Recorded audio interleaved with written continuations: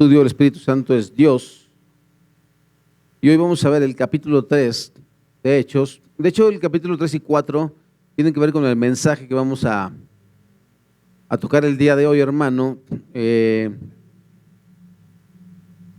Porque aquí es donde va a estallar la persecución. ¿Ya está grabando, hijo? No. ¿Ya está grabando? Ok, perfecto. Bien. Cuando tenemos días buenos, hermano, en nuestra vida, en la vida cristiana, de repente pensamos que todo va a ser color de rosa, ¿no? Ya pura bajadita, pura bajadita. Y no, hermano.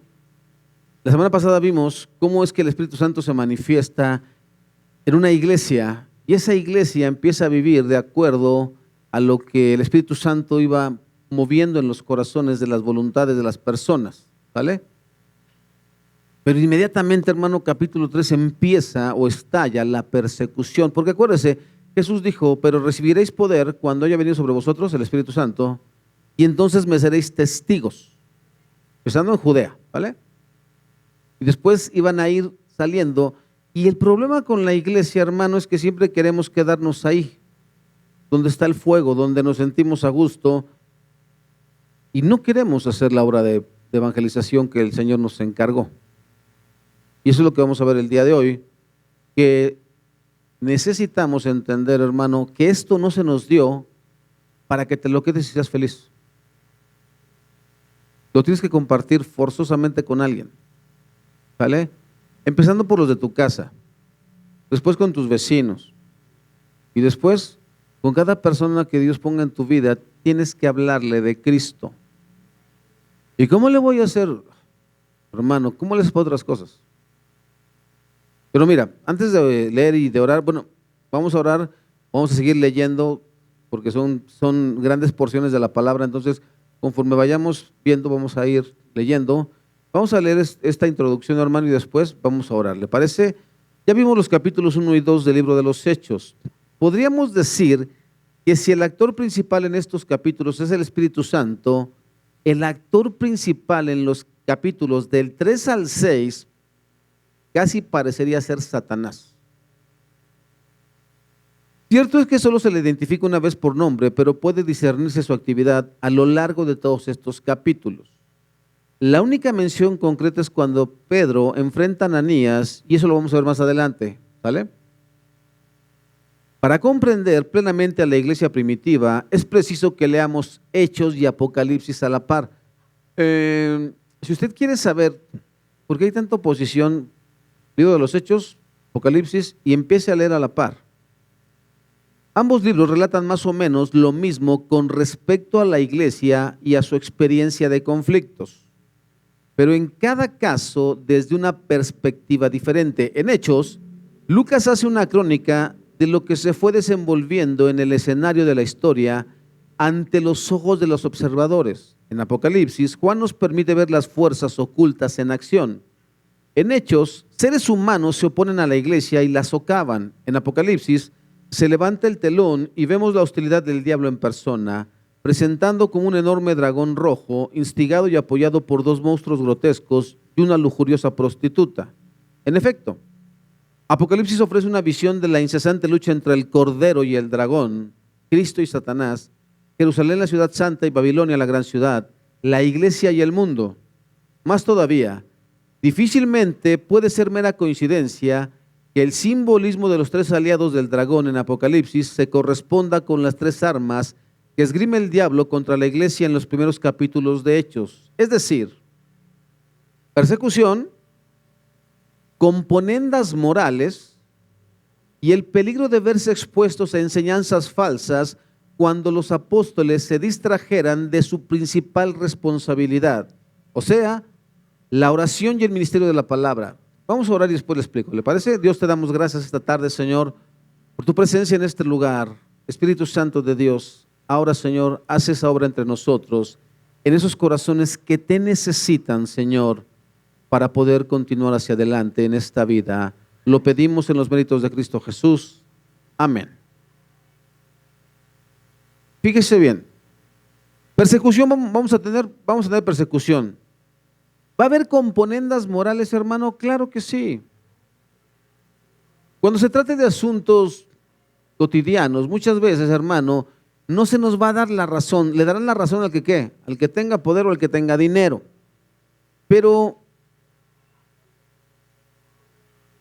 ¿cuál es tu convicción el día de hoy acerca de la palabra de Dios? ¿Cuál es tu convicción? ¿Y a qué me refiero con convicción? ¿Tú crees que Dios es uno? Hizo una pregunta en aquel tiempo el Señor, ¿se acuerda?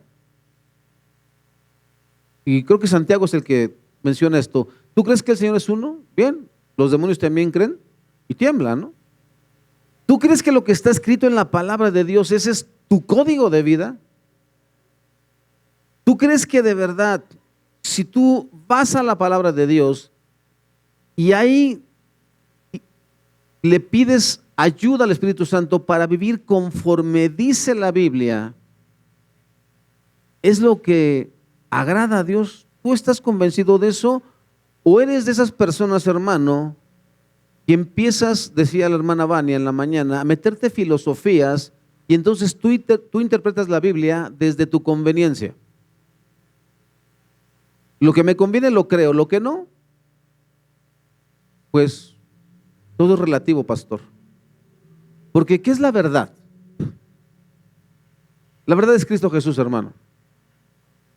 Y la única verdad que existe es que la vida debe ser vivida conforme Dios lo manda en su palabra. Lo que tus padres, lo que mis padres, lo que mis ancestros nos enseñaron, porque yo solamente conocí por el lado de mi madre hasta mis abuelos maternos, Antonio y Constantina, fueron los que yo conocí. Mis abuelos no conocí, para atrás menos. Del lado de mi padre no conocí ni a mis abuelos. Pero conocí a mis padres que fueron educados por mis abuelos o por alguien. Y yo me acuerdo en aquellos tiempos cómo mi mamá, después de corregirme, me decía, y a ti no te han hecho lo que a mí me hicieron.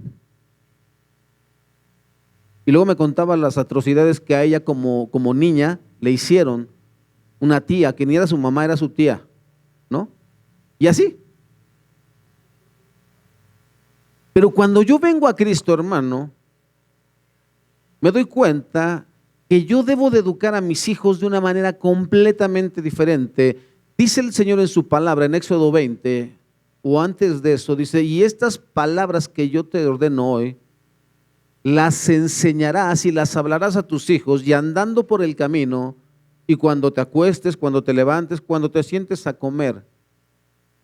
Es tu responsabilidad y mi responsabilidad, hermano, si hemos creído en la palabra de Dios, enseñarle eso a nuestros hijos y a nuestros familiares que están alrededor. Y esa es la manera correcta de vivir. Ahora, eso no significa, hermano, que no tendremos situaciones difíciles en la vida.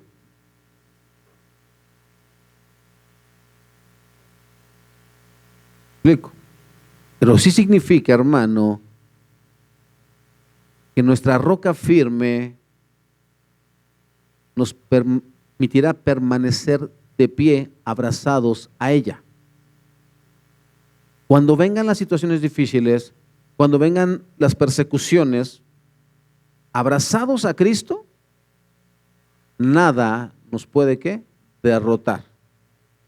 Ahora, no nos olvidemos, hermano, de la oración y el ministerio de la palabra, porque por eso, hermano, luego estamos bien débiles. Ya no oramos, ya no leemos la Biblia, y todo lo que nos mantiene es lo que supuestamente nosotros sabemos de la palabra. Pero cuando viene una situación difícil, te frenas, decía la hermana Vania en la mañana, ¿eres de los que te frenas porque el Espíritu Santo te habla? ¿O eres de los que no le importa que el Espíritu Santo hable y tú te sigues? ¿No? Tope donde tope. El Espíritu Santo es Dios, Hechos 3, 1 al 10.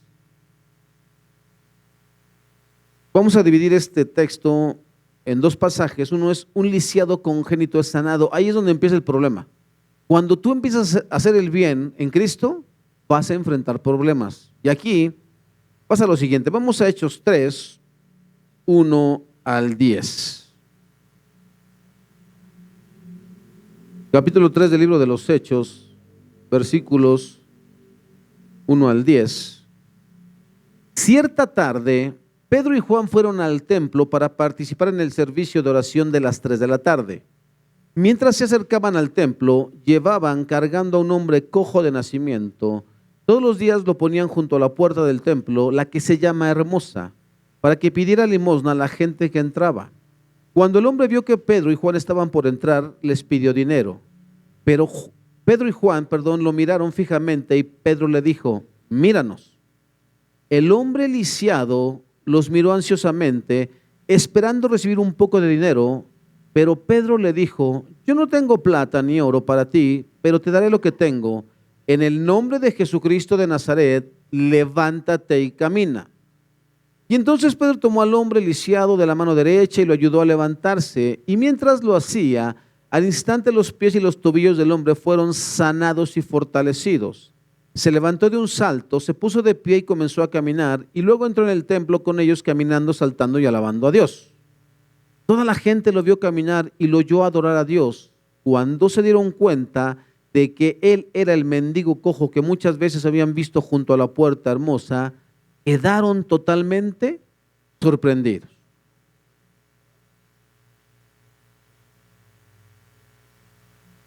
Lo que desató la oposición de las autoridades judías fue la curación del lisiado. Cuando nosotros leemos en la palabra de Dios cojo, hermano, no, tu pensamiento no se vaya a lo que para ti, para mí es una persona que cojea. No, este hombre estaba lisiado. ¿Te acuerdas de Mefiboset? Dice que quedó lisiado de los pies. En pocas palabras, no podía caminar. Así, ¿sale? Eso es ser una persona lisiada. Juntamente con el posterior sermón de Pedro, dos cosas van a pasar. Primero, una persona de más de 40 años, de estar lisiada. Yo no sé si tú has estado enfermo alguna vez, hermano, pero debe ser horrible. Cuando a mí me da gripa, hermano, me tumba así, un día completo me tumba en la cama. Y un día como quiera que sea lo aguantas, ¿no? Dices, bueno, hasta 2. Pero 40 años, hermano, sin poderte mover. En estos tiempos de la Biblia, un lisiado era una persona totalmente dependiente ¿de quién? De sus familiares. Para todo necesitas ayuda. Y en aquel tiempo, hermano, todavía no teníamos el testimonio de Nick Vujicic, ¿te acuerdas? Ese hombre nació sin piernas ni brazos, pero Dios le dio un espíritu, hermano, que vence cualquier situación. No tiene pies ni brazos. Y está matriculado, o sea, una licenciatura, no me creo que en comunicaciones. Y el tipo va y predica, y el tipo va y le habla a los jóvenes y le dice: oye, tú estás completo, levántate. Yo no tengo ni pies ni brazos y mira, Dios me lleva de aquí para allá. Pero este hombre, hermano, debes entender una cosa, en ese tiempo, una condición así también te licia el alma. Muchos de nosotros llegamos lisiados del alma a Cristo. Veníamos completamente, ¿qué? Derrotados. Habíamos fracasado. No había esperanza. Donde quiera que te parabas, siempre había voces que te iban a decir: es que debiste haber hecho esto, es que la forma en que viviste. Y si te paras en una tribuna de AA, te van a decir cosas más hermosas. ¿Sale? Ese es el problema. Y esa condición, hermano, te sumerge en algo completamente ¿qué? En una condición en la cual te acostumbras a vivir. Y ese hombre tenía todo ese tiempo lisiado. No se dice la fecha solamente que aconteció un día, pero se nos dice que eran las 3 de la tarde, o sea, la hora de la oración. Oraban a la hora sexta, bueno, oraban a las 9, a las 12 y a las 3, ¿vale? Para quitarnos problemas. ¿Cuánto tiempo le dedicas tú a la oración con Dios, hermano? Pero en serio, o sea, oración en serio. Y no me estoy refiriendo, hermano, a andarle pidiendo cosas a Dios. No, no, no. ¿Cuál es tu voluntad para mi vida? ¿Qué quieres que yo haga, Señor?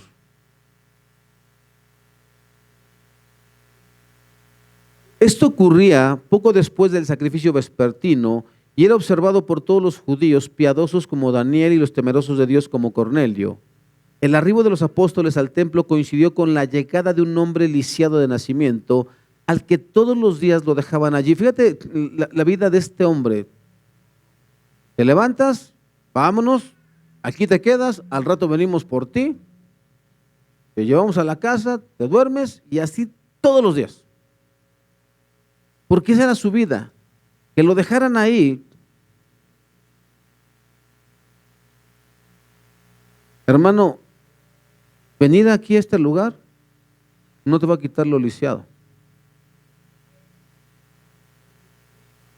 Ese hombre se sentaba ahí. Esa puerta, esto lo vamos a leer, le llamaban la hermosa porque dicen, hermano, que era una puerta como de 22 metros, que necesitabas como 22 hombres para moverla, porque era toda de bronce. Y que incluso siendo de bronce era más espectacular que las que estaban recubiertas de oro y de plata. Estamos hablando, hermano, ya para entonces del templo de Herodes. Ahora mira, presumiblemente amigos o parientes lo dejaban ahí a fin de que pudiese mendigar de los que acudían a adorar y pensaban que obtendría de paso algún mérito mediante sus limosnas. Acuérdate que en aquel tiempo, hermano, como lo ha manejado siempre la religión, si tú das dinero, Dios te va a ayudar. No. Pablo mismo dice, si yo diera mi vida y no tengo amor, no sirvió de nada. Ahora, el lugar donde se ubica el mendigo, dice Lucas que era la puerta llamada Hermosa. La mayoría de los comentaristas se identifican en este punto con la puerta de Nicanor, la principal entrada oriental a los precintos del templo desde el atrio de los gentiles. Por cuanto Lucas dice que se trataba de la puerta Hermosa, probablemente sea la que se construyó de bronce corinto y que según Josefo superaba las que solamente estaban recubiertas de plata y oro. Medía unos 22 metros de altura y tenía enormes puertas dobles. Pero al pie de esta magnífica puerta, el lisiado se sentaba a mendigar. El interés médico de Lucas parecía delatarlo en la breve historia clínica que ofrece. Se trataba de un caso congénito, nos dice que el hombre tenía ya más de 40 años y estaba tan severamente limitado que tenía que ser llevado todos los días a la puerta para que pidiera limosna a los que entraban al templo. ¿Qué es lo interesante de esto, hermano? Bueno, todo es interesante, pero para irlo desarrollando. Cuando el hombre vio que Pedro y Juan estaban por entrar, les pidió dinero. Como cualquier mendigo, hermano, que se pone a pedir limosna, ¿cierto? Pero mira lo que sucede. Pedro y Juan lo miraron fijamente. Hermano, ¿qué haces tú cuando alguien que tiene necesidad te pide? ¿Lo miras fijamente o prefieres no ver, como muchos de nosotros preferimos no ver? Hay necesidades entre los hermanos de la iglesia. Estoy llorando, Señor. Me salgo al baño. Estoy buscando una cita que nunca busco, que nunca encuentro. Pero estos hombres se le quedan viendo fijamente. No lo evaden, hermano. Cuando este que vio que Pedro y Juan estaban por entrar, les pidió limosna. Es importante notar algo. ¿Quién se acuerda? Cuando hablo de quién se acuerda, hermano, no que tú lo hayas visto, sino que hemos leído la Biblia. Dicen que el templo de Salomón era esplendoroso, ¿te acuerdas? Todo recubierto de oro, unas piedras que ya estaban cortadas. O sea, era fabuloso el templo de Salomón. Bueno, después el templo de los que regresaron del exilio, cuando Nehemías y Esdras, no estaba tan bonito. Pero este de Herodes no era el de Salomón, pero sí estaba lujoso. Tenía mármol, tenía incrustaciones de oro, cosas como esas. ¿Vale, hermano? Pero es curioso, ¿no, hermano? Pudiéramos tener un lugar, un local, a lo mejor hasta más hermoso que este. De hecho, hay dos hermanos que ya se acercaron a mí y me dijeron, hermano, vamos a hablar con las hermanas y vamos a comprar para poder alargar el templo y bien, ¿no? Hermano, pues váyanle entrando porque si no, con mi pura cara no creo que la hermana me va a decir, sí, hermano, yo le vendo. ¿Cuánto da por esta cara, hermana? Va a decir, como 5 pesos, ¿no? Entonces, hermano, lo podemos tener con el mejor sonido, con los mejores ingenieros de sonido. Podemos incluso contratar hasta músicos, ¿vale? Y cantantes, porque así se hace en muchas iglesias. Podemos traer incluso invitados de lujo cada semana, hermano. Y eso no significa que tenemos lo que la gente necesita. Porque el templo era un templo lujoso, pero no tenía lo que ese lisiado necesitaba. Tú puedes, hermano, estar rodeado de muchas cosas, pero no necesariamente tienes lo que tu alma necesita.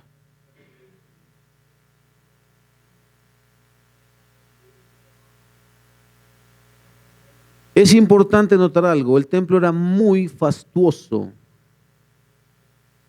ninguno como el de Salomón, lleno de riquezas, pero no tenía lo que este hombre necesitaba. En cambio, ¿qué dicen Pedro y Juan? Dice, pero Pedro y Juan lo miraron fijamente y Pedro le dijo, míranos. El hombre lisiado los miró ansiosamente, esperando recibir un poco de dinero. Pero Pedro le dijo, yo no tengo plata ni oro para ti.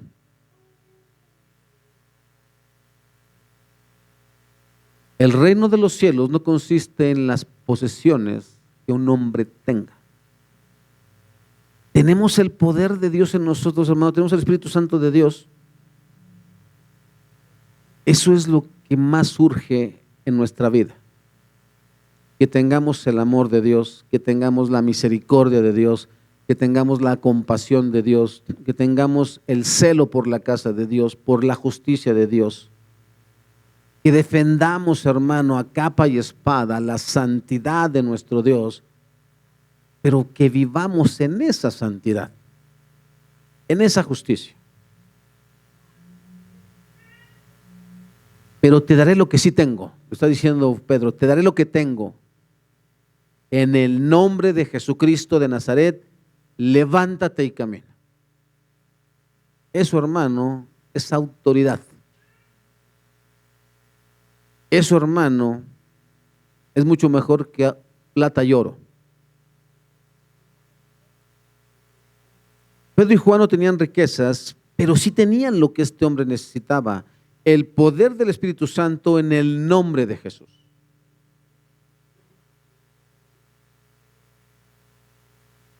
Nosotros, hermano,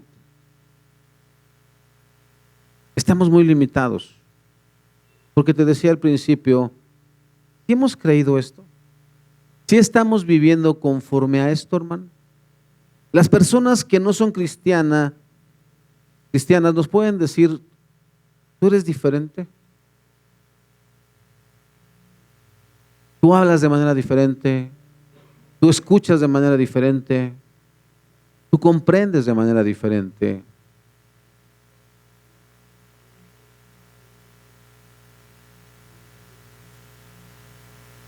Pedro y Juan lo miraron fijamente y Pedro le dijo, míranos, el hombre lisiado los miró ansiosamente, esperando recibir un poco de dinero, pero Pedro le dijo, yo no tengo plata ni oro, pero te daré lo que tengo. En el nombre de Jesucristo de Nazaret, levántate y camina. Y acto seguido, hermano, dice que entonces Pedro toma al hombre ¿de qué? De la mano derecha. Y lo ayuda a levantarse. O sea, no solamente, hermano, es, ahí te va la moneda. No. No solamente es, te doy una consejería, te doy una palabra. No, es, yo te ayudo a levantarte, yo me quedo contigo, yo te acompaño en el proceso.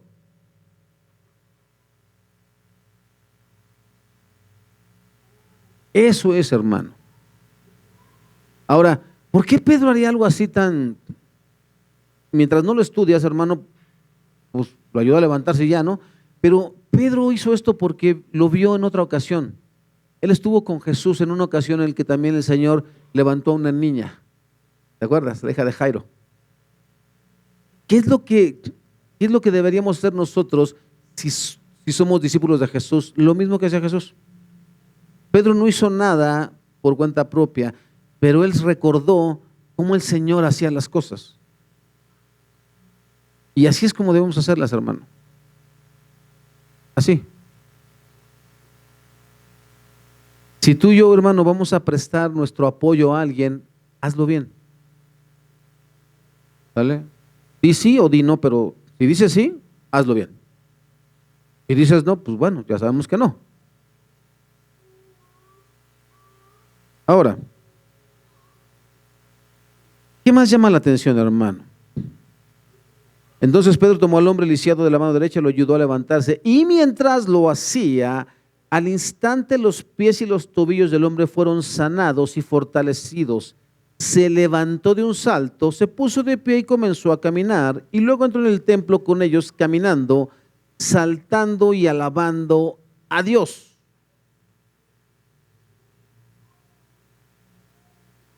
Ya lo hemos dicho un montón de veces, hermano. ¿Qué hizo Dios por ti? ¿Qué hizo Dios por mí?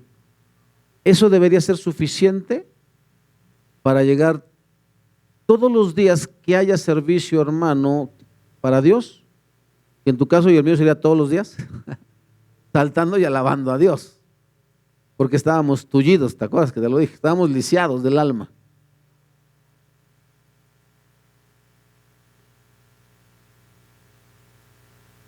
Los apóstoles se detuvieron y mirándolo fijamente, Pedro le dijo dos cosas. Primero, míranos. Pero luego también le informó que tenía algo mejor que dinero para darle. Ahora, este pasaje, hermano, si tú eres curioso, vamos a Isaías 35:6, por favor. Isaías 35:6. Reina Valera traduce: entonces el cojo, ¿qué? Saltará como un ciervo y cantará la lengua del mudo, porque aguas serán cavadas en el desierto y torrentes en la soledad. La palabra de Dios, hermano, ahí se cumplió literalmente. El cojo saltará. Tenemos un cantito, ¿se acuerdan? Y este es el poderoso de Israel. Entonces, hermano,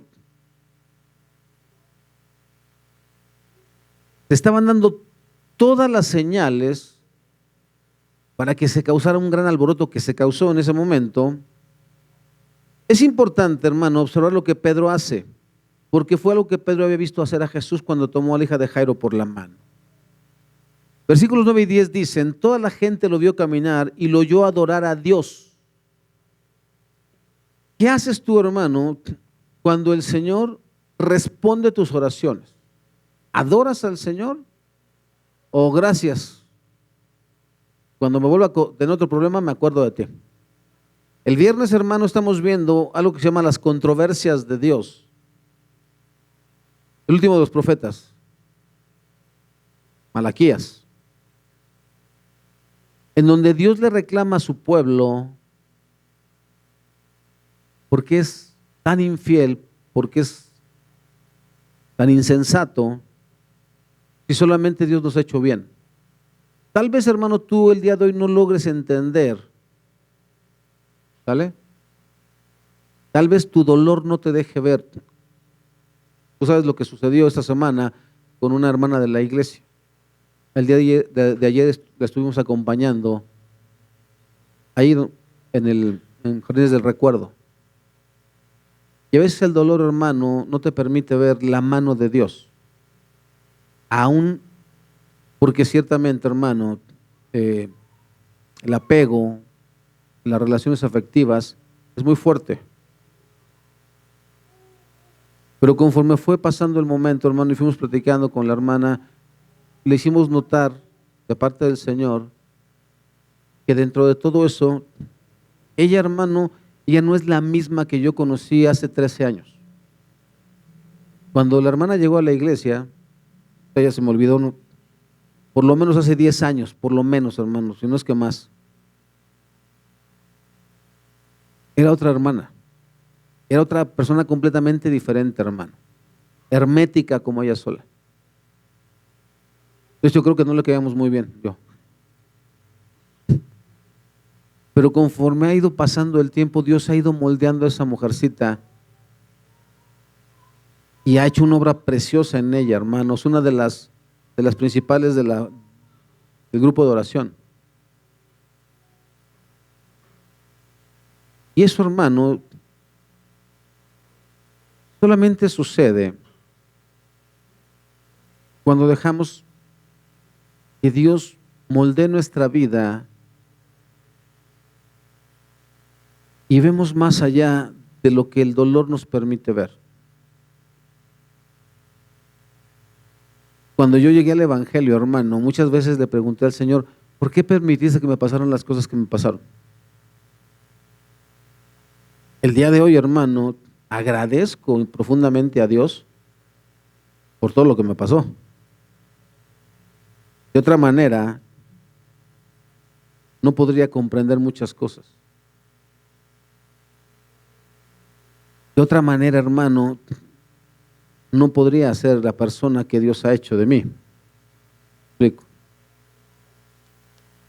Y tú me preguntas el día de hoy, ¿seguiría sirviendo a Dios? Sí. Hasta que me muera. Sí.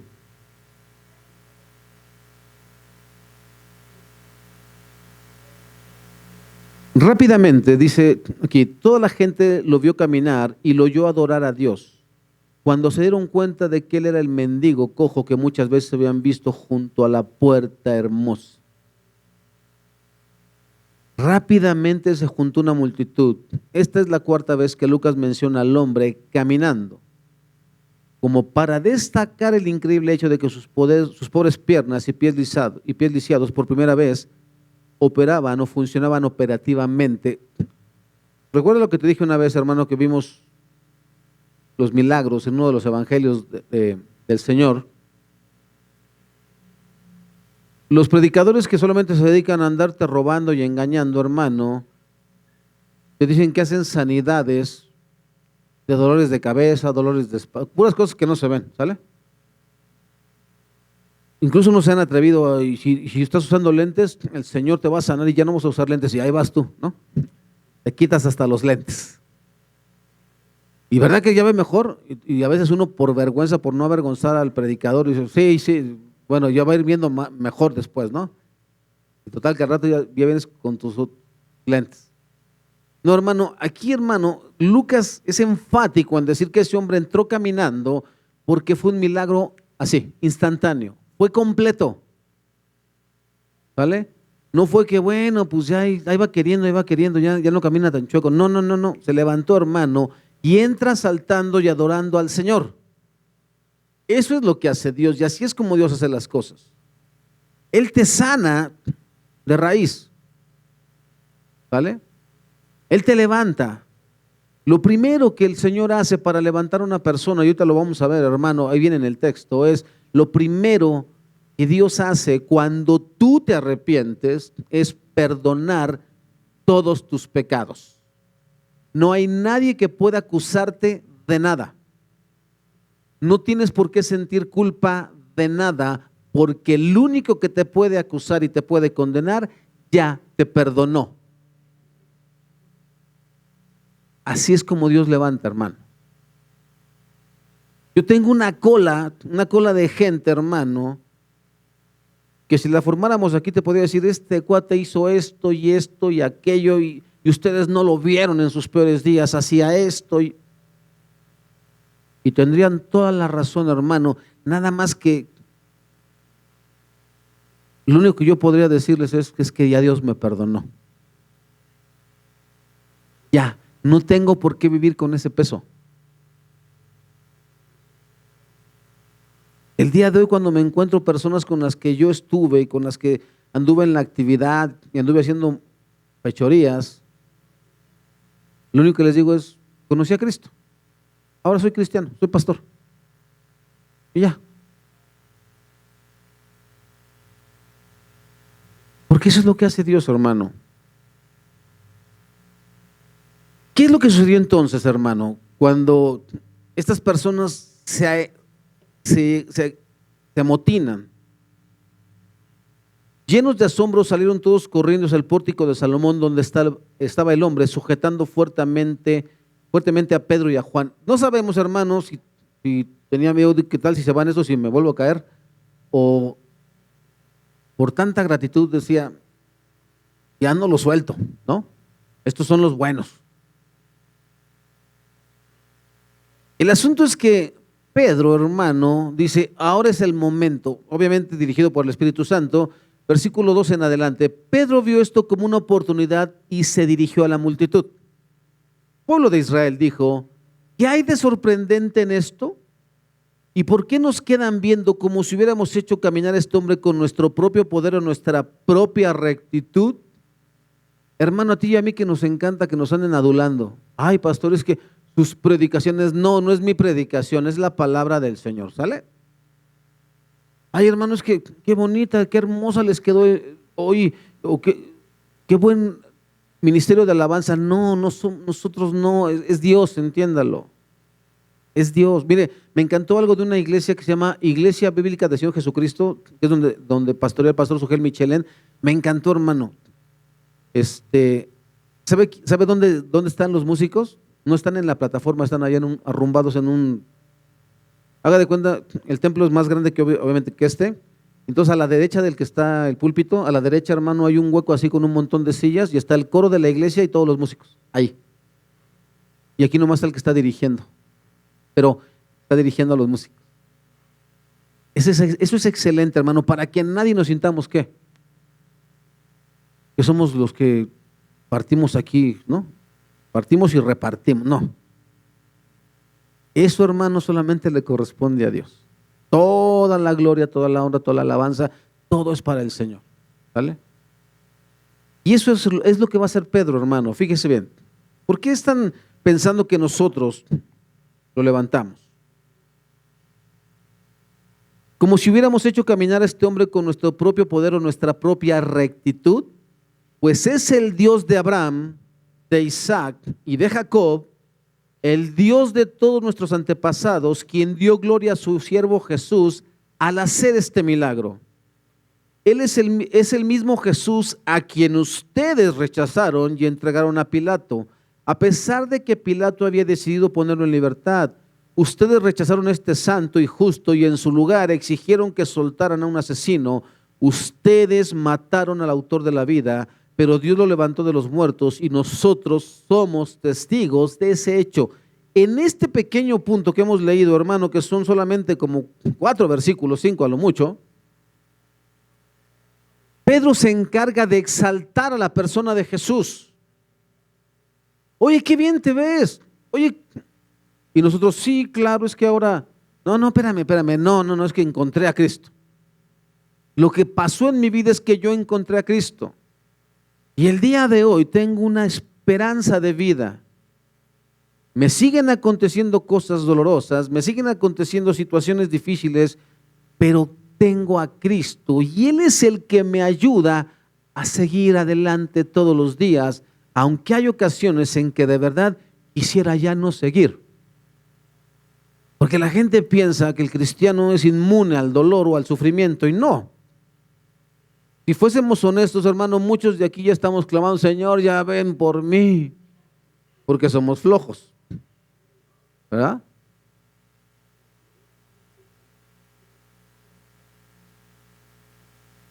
Pero el Señor dice, como Elías, come y sigue caminando 40 días. Y luego te metes a la cueva, ¿sale? Ya que estés en la cueva, tienes que seguir trabajando. Porque qué triste es eso, hermano. Soy el único que queda. Así somos nosotros, mira. Nadie me comprende, Señor. Tú sabes cuánto te amo. Si me amaras, harías lo que tienes que hacer. Porque no viene en la Biblia, pero el Señor pudiera diría, de lengua me como 3 platos, ¿no? Ahora,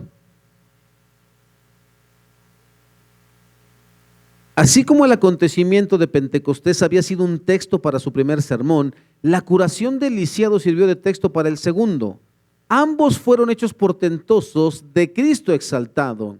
Ambos eran señales que lo proclamaban como Señor y Salvador. Ambos despertaron el asombro de la multitud. El rasgo más notable del segundo sermón de Pedro, como también del primero, es su cristocentrismo.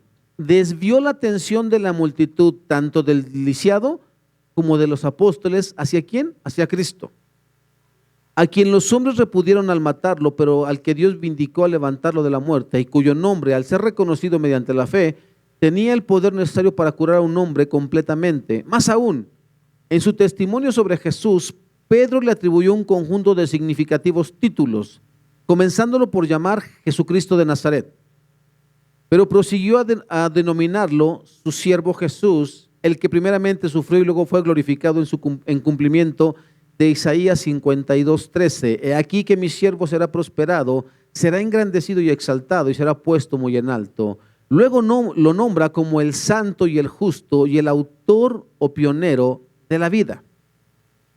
Mientras que en la parte final del sermón, Pedro lo llamó profeta, predicho por Moisés, y ante el Sanedrín, lo veremos en el capítulo 4, la piedra reprobada que se ha convertido en la piedra angular.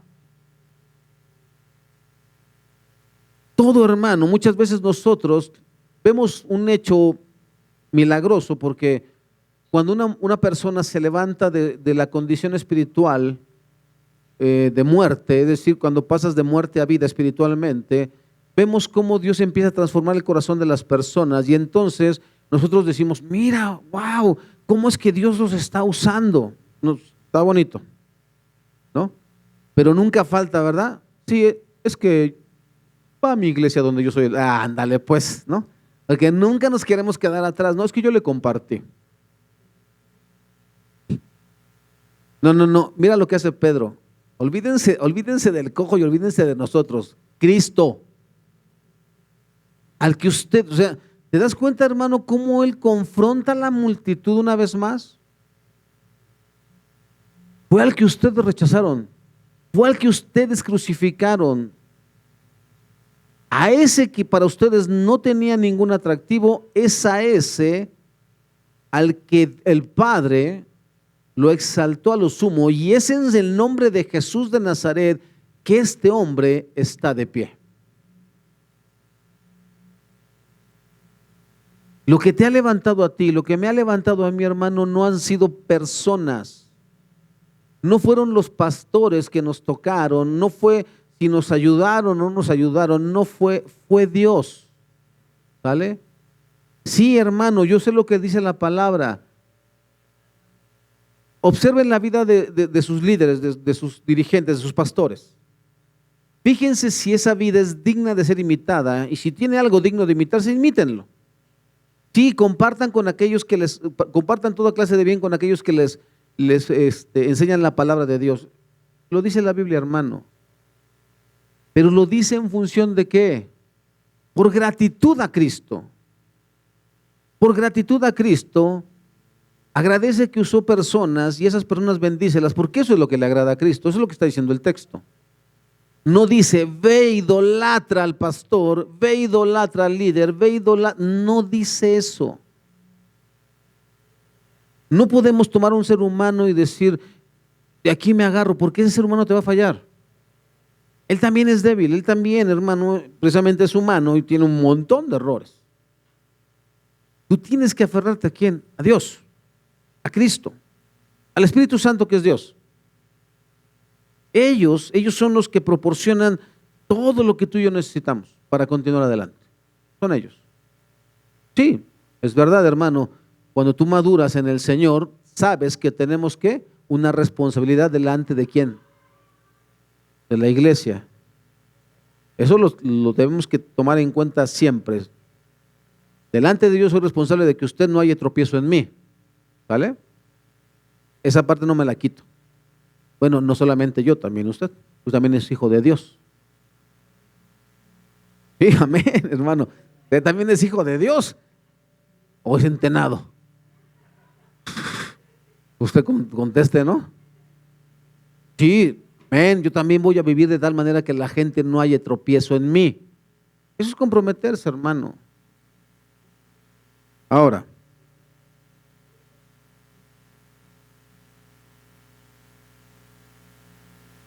siervo y Cristo, santo y fuente de vida, profeta y piedra angular.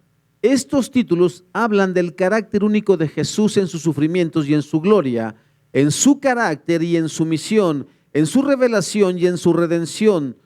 Todo esto se resume en su nombre y ayuda a explicar su poder salvador. Después de exaltar el nombre de Jesús, Pedro terminó su sermón desafiando a sus oyentes. Escucha lo que sigue, hermano. Por la fe en el nombre de Jesús, este hombre fue sanado, y ustedes saben que él antes era un lisiado. La fe en el nombre de Jesús lo ha sanado delante de sus propios ojos. Ahora, la pregunta es: ¿la fe de quién? ¿Del cojo que no conocía a Jesús o de Pedro y Juan? No lo sabemos, hermano. Pero la fe en ese nombre, si tú crees con todo tu corazón que Cristo es el Señor y clamas a Él, Él te levanta. Él te salva. Él te restaura y Él hace una obra en ti de manera tal que puedas saber que aún hay esperanza. Yo no conocía a Jesús. Yo conocía a Alcohólicos Anónimos.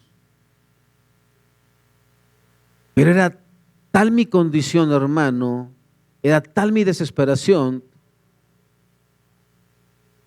que lo dije con todo mi ser: si esta es la nueva vida que Alcohólicos Anónimos me promete, a mí no me alcanza. Yo necesito algo más fuerte. Y un hombre entre los compañeros de esa noche me dijo: ¿tienes un gramo de fe? Y me entrega un folletito, hermano. Dios usará lo que sea para llegar a tu vida, lo que sea. Un folleto católico, hermano. Si yo hubiera qué bueno que no conocía de Cristo, porque si no, fuchi, católico. No. 1:30 de la mañana, fumando, hermano, porque hay gente. Dios no se agrada de esas. Espérame. Yo ni conocía de Dios. ¿Sale? Y con mi cigarro prendido empecé a leer ese folletito. Ni recuerdo las palabras, solamente sé que en un momento estaba yo arrodillado diciéndole: si existes, yo no te conozco. Me han hablado de ti. Me han dicho que tú perdonas, otros me dicen que tú castigas. Yo no te conozco. Pero si me estás oyendo, ayúdame. No le pedí nada, hermano, no le pedí cosas materiales. No le pedí personas. Yo me acababa de divorciar casi. O estaba en el proceso.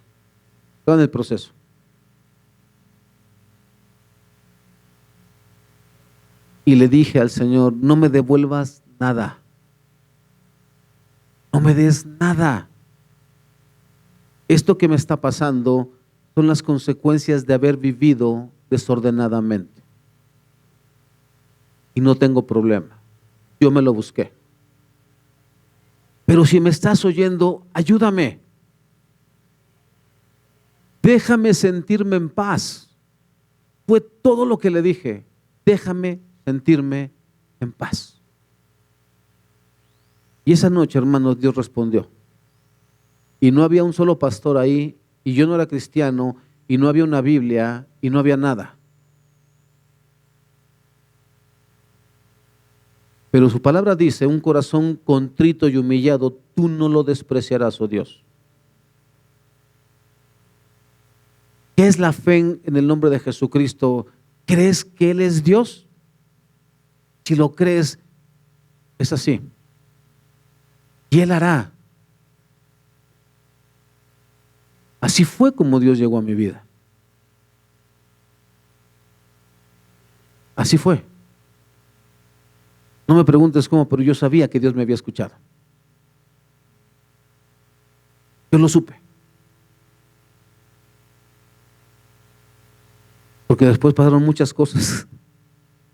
Lo primero es que llegó una persona que me empezó a hablar del Evangelio a los 15 días. Cosas pasaron. Me hubiera encantado que hubiera sido como el lisiado. párate y vámonos. Pero no fue así. ¿Qué más?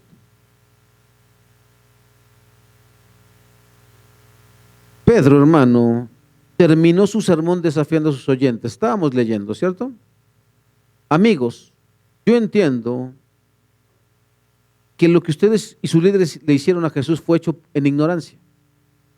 Pero Dios estaba cumpliendo lo que los profetas predijeron acerca del Mesías, que Él tenía que sufrir estas cosas. Ahora pues, arrepiéntanse de sus pecados y vuelvan a Dios para que sus pecados sean borrados. ¿Vuelves a entender, hermano, que lo que le tenemos que decir a la gente es: debes arrepentirte? No es Dios tiene un plan maravilloso para tu vida. No, eso no. No, tú tienes que arrepentir. Tienes que arrepentirte de la vida que has llevado hasta el día de hoy. Tienes que arrepentirte de la forma en que has rechazado a Dios al no creer en Él. Tienes que arrepentirte. Ahora, ¿por qué era necesario el arrepentimiento, hermano? Ahora pues, arrepiéntanse de sus pecados y vuelvan a Dios para que sus pecados sean borrados. Y entonces, de la presencia del Señor vendrán tiempos de refrigerio, y Él les enviará nuevamente a Jesús el Mesías, designado para ustedes. A ver, ¿cómo está eso, hermano? Y Él les enviará nuevamente a Jesús, el Mesías designado para ustedes. Si Cristo ya había venido, ¿no? Sí, pero se te olvida que hay una segunda venida. Eso es lo que está diciendo. No que en ese momento les iban a traer otra vez a Jesús. No. Ahora tienen que creer, pero sepan que este Cristo va a regresar. Y cuando regrese, entonces dará su recompensa. Pero necesitas arrepentirte y ¿qué? Creer. Y esperar en Él como si mañana fuera a venir, hermano. ¿Y cómo estamos viviendo, hermano? Como si se fuera a traer otros 2000 años, ¿no? Mañana me arrepiento. Ya mañana. Próximo domingo. Tengo flojera. Entonces de la presencia del Señor vendrán tiempos de refrigerio, y Él les enviará nuevamente a Jesús, el Mesías designado para ustedes, pues Él debe permanecer en el cielo hasta el tiempo de la restauración final de todas las cosas, así como Dios lo prometió desde hace mucho mediante sus santos profetas. Moisés dijo: el Señor, Dios de ustedes, les levantará un profeta como yo dentro de su propio pueblo. Escuchen con atención todo lo que Él les diga. Luego Moisés dijo: cualquiera que no escuche a este profeta será totalmente excluido del pueblo de Dios. Escucha, hermano, que si no ponemos atención a esta palabra, corremos un grave riesgo. No, pastor, porque usted ha dicho que una vez salvo. Sí, yo he dicho eso porque lo dice la palabra de Dios. El que el Padre envía a mí, ¿yo qué? Yo no lo rechazo. Yo no lo echo fuera. El que el Padre envía. Pero el que el Padre envía permanece en Cristo. No anda ahí como judío errante, ¿no? Sí, de aquí para allá, rebotando como pelotita de ping pong. No, el que viene a Cristo y comprende que Cristo es Dios, permanece en Cristo, hermano. ¿Qué más?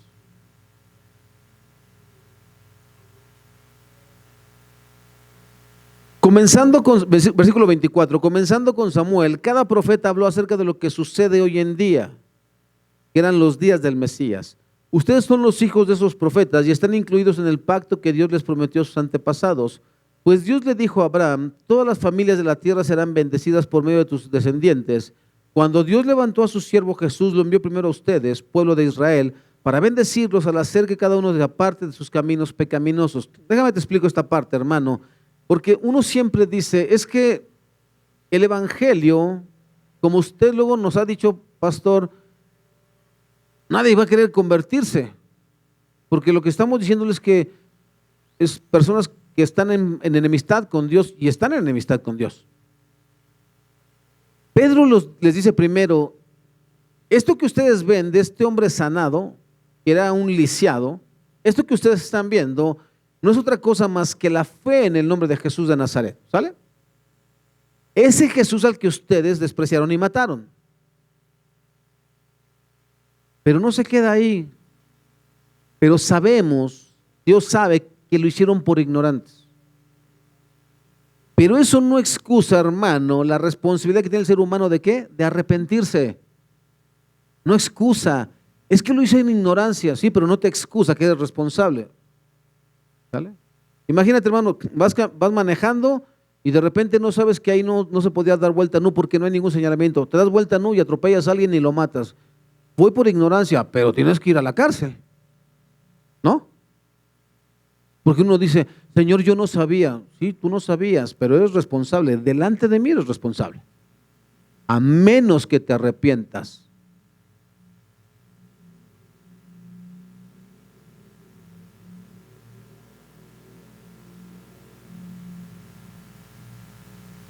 Es así, hermano. Pedro terminó su sermón desafiando a sus oyentes, hermanos los llama, con la necesidad y las bendiciones del arrepentimiento. Yo sé, les dice, que ustedes y sus dirigentes actuaron así por ignorancia. Su propósito al decir esto no era el de excusar sus pecados, ni dar a entender que el perdón era innecesario, sino mostrar por qué había ocurrido. Pedro hacía eco a la distinción del Antiguo Testamento entre pecados de ignorancia y pecados de presunción. Luego, si bien no sabían lo que hacían, Dios sí sabía lo que hacía él, porque lo que le aconteció a Jesús fue el cumplimiento de la profecía, dado que de este modo Dios cumplió lo que de antemano había anunciado por medio de todos los profetas, particularmente que su Mesías tenía que padecer. Pero ni su ignorancia ni las predicciones de Dios eran razón para exonerarlos. Arrepiéntanse y vuélvanse a Dios, exhortaba Pedro. Así se darían 3 bendiciones sucesivas. Fíjese lo que pasa cuando tú te arrepientes y te vuelves a Dios. Que sean borrados, ¿qué? Tus pecados. Incluso el pecado de llevar a la muerte al autor de la vida. La palabra griega, exaleifo, significa eliminar lavando, borrar, obliterar, que significa anular, tachar o borrar. Es lo que hace Dios. Lo dice en Isaías, si sus pecados fueren como la grano, como el carmesí, como blanca lana o como nieve vendrán a ser. Lo que hayas hecho, Él tiene el poder para perdonarte. Ahora, esta palabra, exaleifo, se usa en el libro de Apocalipsis tanto de Dios que seca nuestras lágrimas, como de Cristo que se niega a borrar nuestro nombre del libro de la vida. Mira, en aquel tiempo, hermano, cuando se escribía sobre papiros, no era como la tinta que tenemos el día de hoy, ¿sale? Esa tinta, si tú la querías borrar, tomabas un paño húmedo y le tallabas y ya. Así es el perdón de Dios, hermano. Ahora, también dice, lo segundo que va a ocurrir después de que te hayan perdonado los pecados es que vengan tiempos de descanso para tu alma. Esa noche, hermano, dormí 3 horas. Fue a la 1:30 cuando te comenté esto. Eran 2 y tantos de la mañana cuando yo me fui a dormir. Yo me tenía que levantar a las 5 de la mañana porque en aquel tiempo yo tenía que, por mi trabajo, tenía que estar ahí en la sala del aeropuerto de Centurión a las 5:30, 6 de la mañana más tardar, porque tenía que llevar una serie de boletos de avión a los que salían a primera hora de allá de patriotismo. 3 horas, hermano, pero las mejores 3 horas de mi vida. Por eso supe que Dios había contestado. Para que vengan tiempos de descanso. La palabra griega usada es anapsixis. Puede significar descanso, alivio, respiro, refrigerio. Esta parecería ser la faz positiva del perdón, porque además de limpiar nuestros pecados, Dios agrega lo que alegra nuestro espíritu. Y número 3, la bendición número 3 de arrepentirse, y Él les enviará nuevamente a Jesús, el Mesías designado para ustedes. No importa cuántas veces, hermano, tú has rechazado a Jesús. No importa si aquí en esta sala hay una persona que le han hablado de Jesús, y que no quiere saber nada de Jesús. No importa, Dios también te perdona eso. y te da la oportunidad una vez más de que experimentes a Dios, no a través de nada, no a través de que pases, no a través de que te pongamos, no a través de eso. Tú tienes la oportunidad ahí en tu lugar donde estás y ni siquiera tienes que levantar la voz, tienes que pedírselo con todo tu corazón. Yo quiero conocerte. Yo quiero sentir eso que dicen que viene si yo me arrepiento. Es eso. Jóvenes, a los jóvenes cómo les encanta estar negando a Cristo, ¿verdad? No, cristianos son mis papás, yo no. Yo me imagino a mis hijos, ¿no? No, mi papá es el pastor, no, yo no. El punto es este, hermano. Dice el Señor en su palabra, si tú te avergüenzas de mí, yo también me voy a avergonzar de ti. Si tú me niegas, yo también te voy a negar. Pero puedes decirle al Señor, joven, jovencita, que Él haga una obra en ti, de manera tal que puedas decir así, con toda seguridad, sí, yo soy cristiana, porque creo en Jesucristo. Y puedes empezar a clamar a Dios y a decirle, Señor, haz esa obra en mí, para que yo pueda vivir para agradarte a ti. Mira, joven, jovencita, al igual que un servidor, nadie te va a creer, ¿sale? Cuando yo fui a AA, no recuerdo quién de mis hermanas me dijo, a ver cuánto le dura. Porque ya sabían que cuando yo decía que ya no iba a tomar, a la semana o a los pocos días ya andaba igual. Ya les había, no sé cuántas decepciones se habían llevado de un servidor. Y dijeron, a ver cuánto le dura esta vez. Porque aquí era la mano de Dios. ¿Quieres que Dios te respalde, joven, jovencita? Cumple lo que dice la palabra de Dios. Honra a tu padre y a tu madre. Honra a Dios al obedecer ese mandato. Honra a Dios al obedecer ese mandato. Y tú sigue adelante. Dios se va a encargar de tu justicia. Dios se va a encargar de convencer a esas personas que no creen en ti que esto es real. Acuérdate, este hombre es sanado. En el capítulo 4, ¿quién crees que se va a venir encima? Todo el Sanedrín. Incluso le van a decir a estos hombres, a Pedro y a Juan, dejen de predicar en ese nombre. Satanás se va a levantar. A veces, hermanos, los que están a nuestro alrededor son instrumentos de Satanás. ¿En serio? Uno quiere levantarse bien feliz y vamos a echarle ganas y... ¿A poco sí? No sea instrumento de Satanás, hermano, hermana. No tiene nada bonito que decir, no diga nada. Tiene cisterna, métase a la cisterna y ahí quédese. Y no diga nada. No desanime. ¿Qué le parecería, hermano, que yo a partir de la próxima semana nomás me la pusiera diciéndole bola de pecadores y no entiendo? ¿Qué le parecería, hermano? Así 10 años me quedo sin iglesia. Porque van a decir, nah, ¿a qué voy? Pero yo le estoy diciendo, hermano, lo que hace el Espíritu Santo con nosotros. Nos transforma, el poder de Cristo nos transforma. Estamos terminando ya, hermano. Aunque durante el presente periodo intermedio continuamente nos proporciona su perdón y su consuelo, no obstante, en cuanto a Él mismo, es necesario que Él permanezca en el cielo hasta que llegue el tiempo de la restauración de todas las cosas, como Dios lo ha anunciado desde hace siglos por medio de sus santos profetas. Estas promesas cristocéntricas de perdón total, eliminación total de los pecados, de renovación espiritual y restauración universal fueron todas anunciadas en el Antiguo Testamento, de modo que Pedro concluye con sus citas y alusiones pertinentes. Se refiere a 3 hilos proféticos principales que se asocian ¿con quién? Con Moisés, Samuel y todos los demás profetas y Abraham. Primero, Moisés es el que dijo, el Señor Dios de ustedes. ¿Se acuerda cuando ya Moisés estaba harto? Ya, yo no puedo soportar, yo no parí todos estos, ¿no? Y dice Dios, consíguete ancianos, 70 ancianos, y entonces quedaron por ahí, dice, y voy a darles de tu espíritu a estos. Y entonces cuando Moisés ya para morir dice, Dios les va a levantar un profeta, casi como yo. Pero este es mejor. A ese, escúchenlo. No me hagas caso a mí, hermano. Lo que yo te acabo de decir a mí, no me hagas caso. Hazle caso a la palabra de Dios. A ella hazle caso. Ahí está la vida, hermano. Ella no te va a mentir. Ella no se equivoca.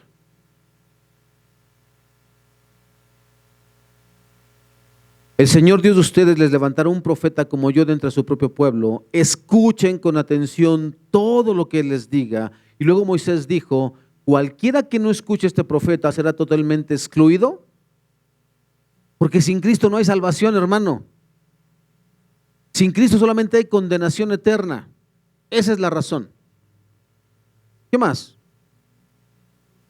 Segundo, comenzando con Samuel, cada profeta habló acerca de lo que sucede hoy en día, los días del Mesías. Ustedes son los hijos de esos profetas y están incluidos en el pacto que Dios les prometió a sus antepasados. A veces uno se siente fuera. ¿Sabes cuánto tiempo, hermano, yo me sentí sin nada? Pero qué diferencia es cuando vienes a Cristo, hermano. Aún estando en Cristo te puedes sentir sin nada. Porque nunca faltarán hermanitos lindos que te dicen, no, tú eres cristiano de segunda. Los de primera estamos aquí en el púlpito, ¿sale? Los de segunda van allá. No creas nada de eso. En Cristo no hay de primera, no hay de segunda. El pastor no es nada, los profetas no son nada, nadie es nada. Solamente cumplimos funciones diferentes, ¿sale? La próxima semana Arely va a tocar la batería. Pues, ¿y yo por qué? Si yo necesito, por eso, pues tenemos un baterista, ¿vale? Porque Arely no sabe, entonces tenemos a Emiliano. Por esas razones que Emiliano está en la batería, hermano. Hermano Miguel, usted canta el próximo domingo. No, pero hermano, por eso tenemos gente que cante. O sea, solamente son funciones, ¿sale? ¿Le queda claro? Solamente son funciones. El próximo domingo le toca a Vania subirse a impermeabilizar el techo. Se mata a la muchacha, entonces por eso tenemos un hermano que tiene conocimiento, que nos hace el favor. Funciones diferentes, pero eso es todo. ¿Sale? No hay nada especial. Nadie es especial aquí. El único digno y especial es Cristo Jesús. Punto. ¿Vale? Y tercero, pues Dios le dijo a Abraham, todas las familias de la tierra serán bendecidas por medio de tus descendientes. Cuando Dios levantó a su siervo Jesús, lo envió primero a ustedes, pueblo de Israel, para bendecirlos, al hacer que cada uno se aparte de sus caminos pecaminos.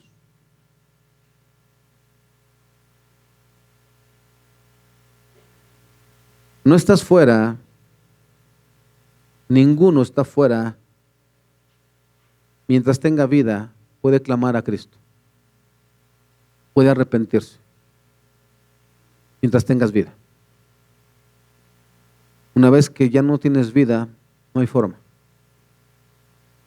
Así que yo espero que tú hayas podido comprender este mensaje del libro de los Hechos. Seguimos avanzando. El Espíritu Santo es Dios porque está entre nosotros y está haciendo esa obra, hermano. Y la va a seguir haciendo.